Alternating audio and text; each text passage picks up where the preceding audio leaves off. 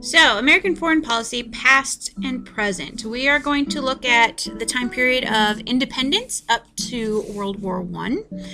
At first, the U.S. is very, very isolated in our foreign policy because we tended to want to concentrate on the United States and getting us built up into a secure nation. So, one of the first things that we do with foreign policy in our early history is in 1803, President Jefferson is going to have the Louisiana Purchase. In 1801, the Louisiana Territory was under the control of France. Napoleon had purchased the territory from Spain, thinking that he could use the resources there to help him in his war in Europe. However, the U.S. was a little concerned with the French presence there. We were okay with the Spanish because the Spanish pretty much had a hands-off policy, but the French not so much. So Jefferson is going to send in 15 gunboats and about 80,000 troops into the lower Mississippi in order to challenge Napoleon. And Napoleon kind of got the idea that, well, you know what, I really don't want to be fighting two wars at the same time. He's already fighting in Europe. He didn't really want to be fighting the United States as well. And so he makes a deal with Jefferson, and he is going to sell Jefferson the territory for roughly $15 million. So we get the Louisiana Territory. And the Louisiana Purchase is going to double the U.S. territory. We gain the states of Louisiana, Arkansas, Missouri, Iowa, Nebraska, and then parts of Oklahoma, Kansas, Colorado, Wyoming, Montana, North Dakota, South Dakota, and Minnesota. So very, very large amount of territory coming into our possession with all the resources and land available for us then. So its impact in our foreign policy is that it's going to expand our resources, and with expanded resources, we can expand our influence as well. It's going to give us more incentive, I guess, or more chutzpah. We're going to be able to do more because of the more resources that we have. The next major thing with foreign policy for the U.S. in our early history is the War of 1812. A lot of historians have often nicknamed this the Second War of Independence because it's where we finally get rid of the British troops, get them out of American territory. While we defeated them in the First Revolutionary War, we were not able to get rid of the British presence in North America, and that kind of didn't sit well with us. We don't like having them as an irritant in our under our skin. So 1811, there will be an incident at Tippecanoe. 68 settlers are going to be killed by Native Americans, and the Native Americans attacked these settlers at the instigation of the British. The British said, go in and do this, and the Native Americans did, and we knew that they were behind the plot. And so that sort of is what brings about the War of 1812. The U.S. is going to attack Canada in response to this because Canada was a British-held territory, so we attacked Canada in response to the Tippecanoe incident, and we are defeated there. And the British actually push us back quite a ways. They push us all the way back to D.C., and they burn down D.C. And the U.S. is going to turn this military defeat into a political victory to show how strong we are. Eventually we push them back and we get rid of the British troops. But from this war we get the Star-Spangled Banner, which is our national anthem, very patriotic, very, very promotional of the United States. And we also get this concept of Uncle Sam, this military ideal of an Uncle Sam that's watching out for us. And so that comes from this war as well. So again, we turn this military defeat of the British kind of kicking our butts till we finally push them all the way back. It takes a big unification of us, and Uncle Sam is a part of that, and so is the Star-Spangled Banner, of unifying unifying the American people to fight off the British. So the next major foreign policy thing is going to be the Monroe Doctrine, which came about in 1823.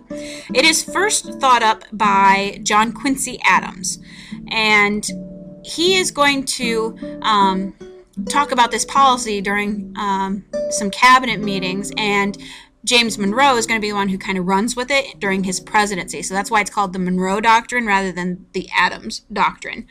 But anyway, what this is about is it's a two-sphere policy that basically says the old sphere was Europe, the European nations who had colonized most of the new sphere, and the new sphere was the United States and Latin and South America. Well, James Monroe, who is going to use Adams' idea, is he wants the United States to stay out of Europe's affairs, and Europe is going to stay out of the United States' affairs, which is the new hemisphere.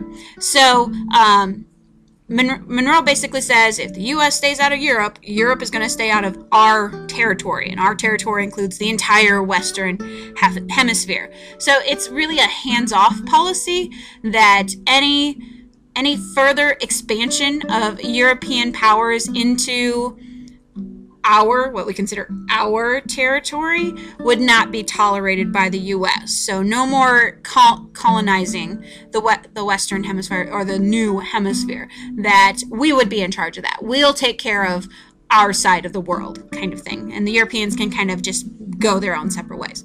So that's really what the Monroe Doctrine was about. It's a kind of a hands-off policy saying stay away from our stuff. We like our stuff ourselves. We'll take care of it ourselves. We don't need your help.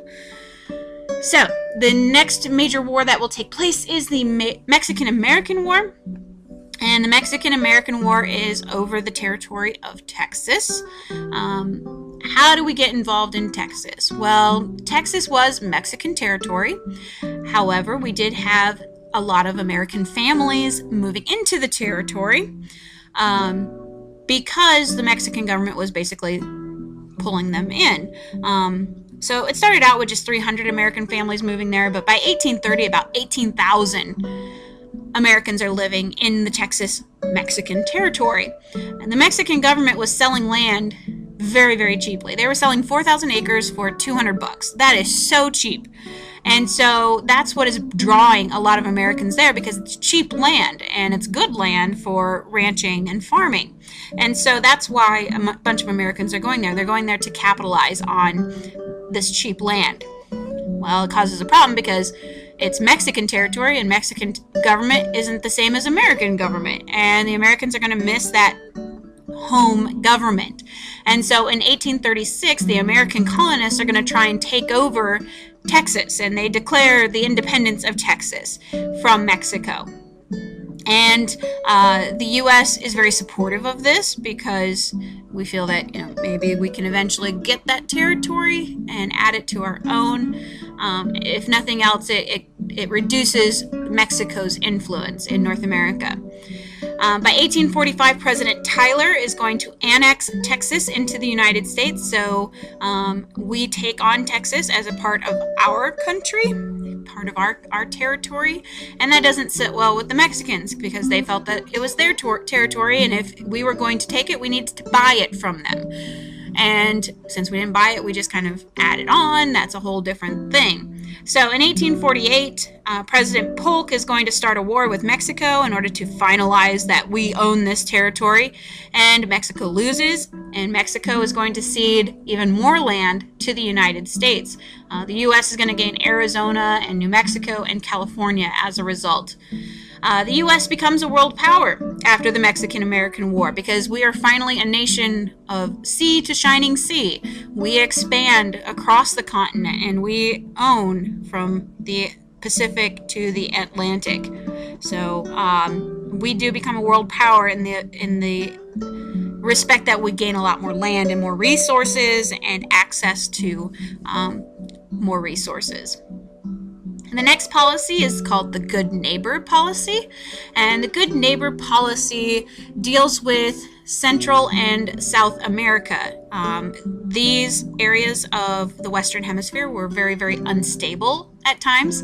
A lot of it's due to the fact, because of the Monroe Doctrine, the Europeans no longer were really supporting their governments in the Western Hemisphere, so that's going to cause some problems because there's going to be some overthrowing of the governments and that kind of stuff. So this is all going to threaten the United States because of trade, not threatening our government, our way of life, but it threatens our trade and our access to trade. So that's going to be a huge concern for us. It hurts our pocketbooks.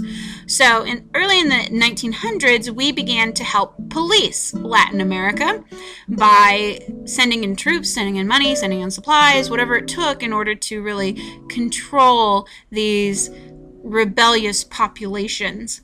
For example, we will help Panama to gain its independence from Spain, which is great for Panama, but it's also really great for us because then we are going to create a canal there, the Panama Canal, which is going to help us with trade. Again, this is all helping our pocketbooks. So that's really why we're there, is that concern as well. But we'll also help out our other neighbors to the south that request help and try and make sure that they have stable governments and that they aren't going to get overthrown and helping them out as much as possible. The next policy is the open door policy, which is a policy that we'll have in China. Trade with China is going to begin to be threatened because of Japan. Japan didn't like that everybody else had a piece of China and that they weren't allowed to have sort of this proprietorial hold over China because they're the closest neighbor. So they thought, well, we're powerful. We should be able to have control of China, who's weak and needs control, rather than all these Europeans who don't even share the same culture as them. So the Europeans really wanted to take parts of China for trade purposes, and Japan's not happy about that. And so the U.S., in order to try and save peace or to make peace, is going to promote an open door policy. And this policy says that everyone will have equal trade access to China, and that applies to all nations. And this is also going to protect China's independence, so they're not taken over, because we don't want somebody to go in and take over, because then they would control the trade and not everybody would have equal access to China's resources. So this would give everybody equal access, so nobody should be pissed off about it, and it also helps to prevent China from being taken over. Now, the other nations of the world accept it. However, Japan is not happy about it at all because they really feel that they should have more say in what happens in China. So the open door policy is going to be promoted by the U.S. It will be accepted by the world, with the exception that Japan's not happy about it, but they accept it. But when China becomes communist in 1949 or 1939, the U.S. is very angered by that because we feel sort of betrayed that here we help to preserve your independence and then you go and turn communist. And hopefully you remember from U.S. history why that was such a big deal, that, you know, we are anti-communist and so we didn't like countries kind of slapping us in the face like that. So, the next two major things that will take place will be the two world wars. At first, the U.S. is very, very hesitant to enter World War I until we see that the world is at stake. And when I say the world is at stake, we're looking at democracies, that the government type of democracy is at stake. And so we enter the war to make the world safe for democracy, that democracy could thrive in the world that will come after World War I. So that's really what the fight's about. However, after the war, the U.S. refuses to join the League of Nations, even though the League of Nations was really promoted by our own president, President Woodrow Wilson. Unfortunately, he violated the Constitution and signed it without the approval of the Senate. And you can't do that because only Senate can approve treaties, presidents cannot. And so we don't join the League of Nations, and we return to a policy of isolationism, where we're going to concentrate just on ourselves and not pay attention to the world. But that ends abruptly December 7th, 1941, when Pearl Harbor is bombed, and as a result, we will enter World War II because of the Pearl Harbor bombing, and that has ever since ended our policy of isolationism. We have not gone back to a policy of isolationism. In fact, we've had several policies that deal with not ever being isolationist, that it's very dependent upon being a part of global politics. And so our next video will be on foreign policy from 1945, the end of World War II, up until today.